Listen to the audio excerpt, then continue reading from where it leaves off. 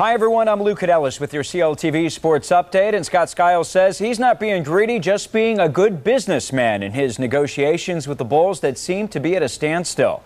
Skiles is watching over a 3-day minicamp at the Berto Center with about 20 free agents he's looking over, and they're all working out, but he's also found time to talk contract with John Paxson and Jerry Reinsdorf and reiterated that the impasse in talks has nothing to do with Reinsdorf's reluctance to negotiate with Skiles' agent, Keith Glass. People may assume those issues will remain private. All right, sounds good. Former DePaul great George Mikan passed away last night in Scottsdale, where he was battling diabetes and kidney failure. The 6'10" NBA Hall of Famer was the original big man, leading his Lakers to 5 league titles in 6 years. Bulls assistant Johnny Bach, who played for the Celtics back then, remembers those battles with Mikan well. The big guy was something else. He came physically at you. I think all of us remember a couple of elbows that hit us, or we were lucky enough to evade him. But he was great for the game of basketball, great for DePaul, and I'm sorry to hear that he has passed on.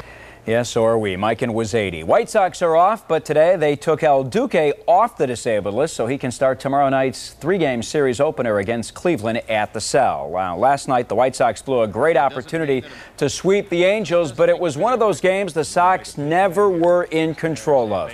Even automatic closer Dustin Hermanson gave up his first runs of the season after 21 1/3 scoreless innings, but afterwards Hermanson actually looked at his giving up 2 runs as a way to clean up his act.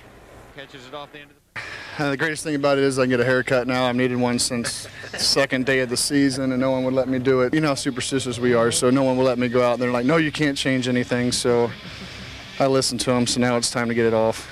Clean yourself up. The Cubs head south down the 405 in California after sweeping the Dodgers in Los Angeles for the first time in a decade, with John Caranco winning his major league debut. He allowed 3 runs in 5 innings and got plenty of help from Derek Lee, who went 5 for 5, including a 3-run homer. Cubs go for their season-high 7th win in a row tonight in San Diego, with Glendon Rush going for his first win ever over the Padres.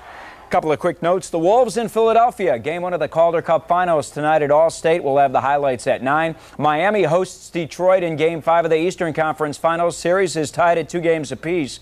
The Heat are 25-2 in their last 27 games on South Beach, with both losses coming to the Pistons. The news continues. I'm Luke Ellis, CLTV Sports.